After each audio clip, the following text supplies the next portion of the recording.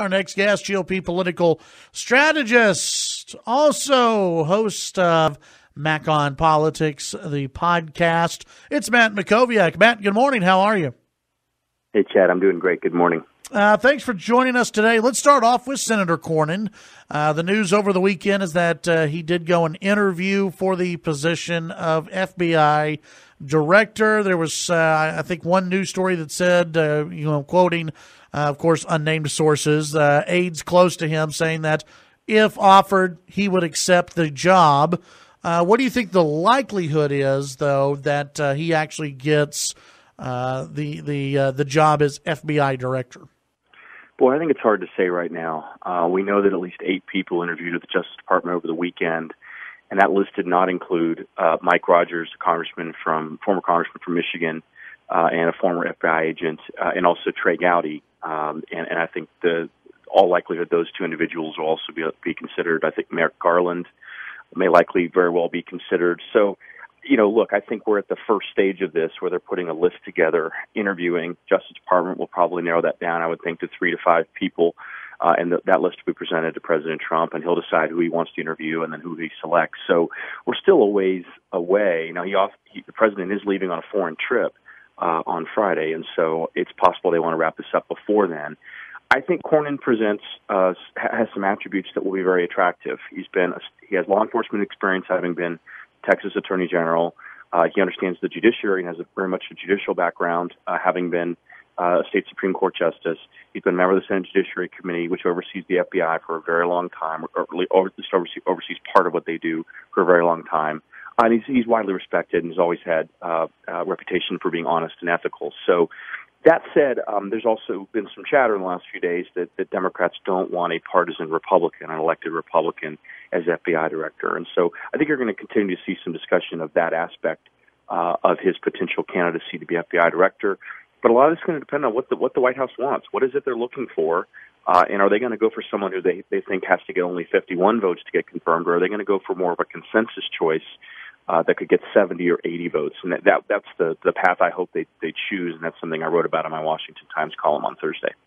Is there anyone, other than allowing Chuck Schumer to pick, is there anyone that can be a consensus pick?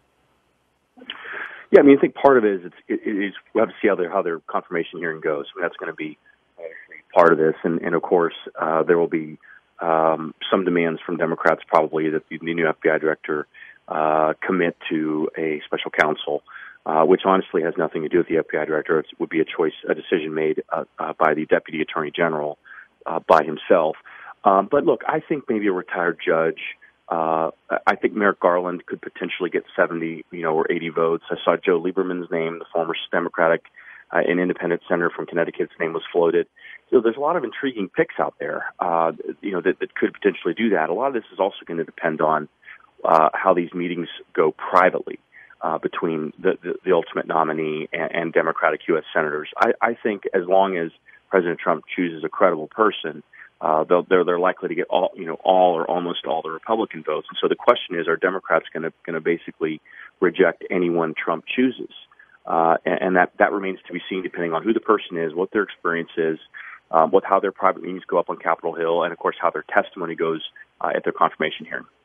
Visiting with Matt Mackowiak right now. Matt, the firing of James Comey, I think it surprised a lot of people timing-wise. If this would have happened at the very beginning of the administration, I don't know if too many people would have been surprised. There are a lot of news articles that are saying that this is hurting Donald Trump, hurting the presidency, hurting the reputation of America.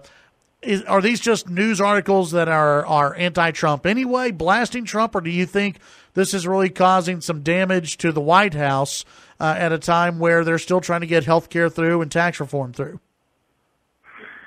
Yeah, look, my concern here is I do think this is probably doing some damage to his presidency, at least from what we know in the last few days. It's pretty clear that this was not handled very well. It wasn't planned very well. The communications effort wasn't there. They were left out of the loop and were given a 1-hour notice. The president himself has given some conflicting reasoning based on what was said before that. And, of course, he went on Twitter and raised the possibility of a taping system, which raises all kinds of legal questions.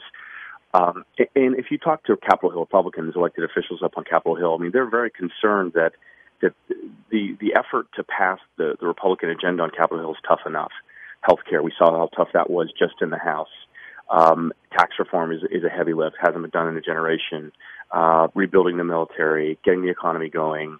All these issues are so important, and President Trump from time to time does things that are huge distractions to that agenda, the agenda that he ran on, the agenda that Capitol Hill Republicans are trying to advance. And so it seems to me like we're going to be consumed by this Russia stuff and the FBI firing for the next few weeks at least, and that chews up precious time in this non-election year. And so, I do think that he's done some damage. He's got to really it's part of why I think it's so important he put a sterling nominee out there, someone who really can appeal to both sides of the aisle, demonstrate that they're truly credible and independent and can do the job, and try to, go out and get 70 or 80 votes in a hyper-partisan atmosphere. But yeah, they handled this badly, and I think even White House senior staffers are admitting that at this point, that this was not handled well, and they know that it's done some damage, political damage to the president.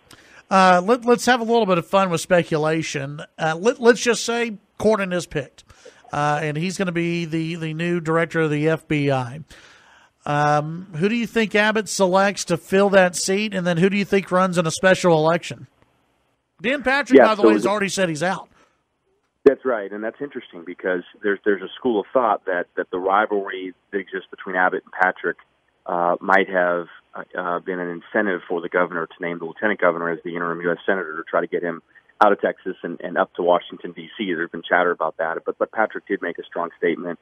I think he loves the job he has as lieutenant governor. He's got clear, open field to get reelected and then to be a future governor. So he's going to stay where he is. Abbott can go in a number of different directions. If he wanted to go with a woman, I think Texas Road Commissioner Christy Craddock would be an attractive choice.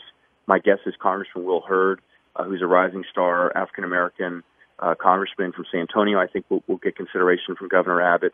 There'll be other possibilities. Michael McCall, the Homeland Security Chairman from Austin, widely respected, also a former top aide to Cornyn when he was Attorney General, has a lot of experience and would be a solid choice. There may be others, and honestly, I think if it's a special election, you're going to have a number of people run because it'll be a free shot, and we saw that reported in the last day or so. That a number of congressmen, including a couple Democrats, will look at it. But I think others may look at it too. You could see Jeb Hensarling, the congressman from Dallas, look at it. He's considered running for higher office before, and a special election might be quite appealing to him. You have to look at other statewide elected officials too. So it's going to be very appealing. These Senate seats don't become open in special elections very often. The last time was 1993 when Kay Bailey Hutchison was elected, and she stayed there for 19 years in the United States Senate. So, there's going to be a lot of interest in what happens here, and we'll just have to see. If Cornyn is the choice, it is going to cause a real scramble in politics in Texas. Very interesting. Real quick before I let you go, what is your feeling on a possible special session here in Texas for the legislature? I think it's still possible. I'd give it maybe a 33% chance at this point. The House and Senate are kind of fighting a little bit, and this is obviously a very crucial week. You've got exactly 2 weeks left. The major issues are mostly dealt with. The budget is still has to be dealt with. The House has a sort of a compromise bathroom bill that they're going to try to advance. The Senate may be forced to agree with. So there's a couple of things out there that are still hanging out there. The House wants to do something on school finance. I mean, there's a number of other issues that are still hanging out there, but I think that I can see a path to them finding, a big agreement in avoiding a special session because that's something everyone wants. But this week is going to tell the tale. Matt Mackowiak, tell folks where they can find your podcast and sign up for your daily email. Yeah, the podcast is Mac on Politics. It's in the iTunes Store, Google Play, Stitcher, and on the web at MacKonpolitics.com. We had a brand new episode on Friday about the Comey firing and where that story's headed with former Justice Department spokesman Matthew Miller and Politico's Anna Palmer. It's a great episode. I think your audience would enjoy. And you can sign up for my morning email about Texas politics at mustreadtexas.com. All right, Matt, as always, appreciate your time. We'll visit with you later. Thanks, Chad. Have a great week. That's Matt Mackowiak. Mac on Politics. Chad Hasty Show, KFYO.